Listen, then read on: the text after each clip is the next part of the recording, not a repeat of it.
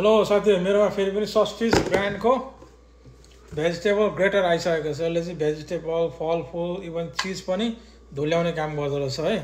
अनि यसमा चाहिँ धेरै प्रकारको ब्लेडहरू आउँछ, यहाँ हेर्न सक्नुहुन्छ है।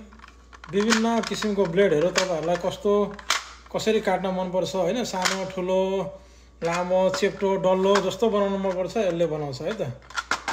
अनि यसको चाहिँ यो ब्लेड र्याक, अनि यो चाहिँ यसरी फेर्ने हो, यो निकाल्न सजिलो छ।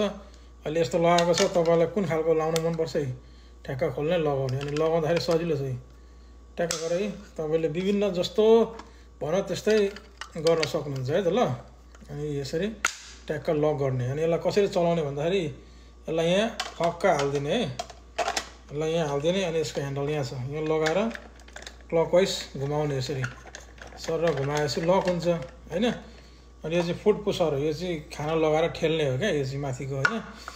अनि यसको यतापट्टि यो छ, यो चाहिँ ठाडो हुन्छ हैन, यसलाई चाहिँ तल बनाउनु पर्छ है। यो अहिले यस्तो छ नि हैन, यसलाई तल, यसलाई चाहिँ यसरी यता गर्नुपर्ने हुन्छ है त। अनि यस्तो गरेर तपाईले म एउटा काँक्रा काटेर देखाउँदै छु है त, हेर्नु होला है। अनि यहाँ ठ्याक्क राख्ने, अनि यसरी घुमाइदिने हैन।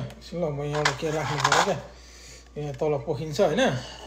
तपाईहरुलाई चाहियो भने म लिंक राखिदिन्छु, चाहिँ दामी छ यसले चाहिँ। तपाईको घरमा हामी हैन अचार बनाउँछौँ, खल्पी बनाउँछौँ हैन, इभन चिजहरू काट्दाखेरि पनि सबैमा काम दिन्छ यसले। यसरी यसो गर्ने अनि यसरी काट्ने, देख्नुभयो नि, हेर्नुस् है, यस्तो मजाले काट्छ। धेरै कुराहरू काट्न सक्नुहुन्छ। अनि यो फुड पुसर हो, अलिक छोटो हुँदै गयो भने हात काट्छ तपाईले, यसो गर्ने, यसरी धुलाउने हो, देख्नुभयो नि,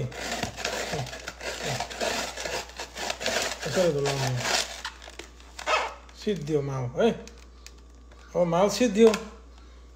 ल साथीहरु, तपाईहरुलाई चाहियो भने लिंक राखिदिन्छु, लिन सक्नुहुन्छ है त। Thank you so much.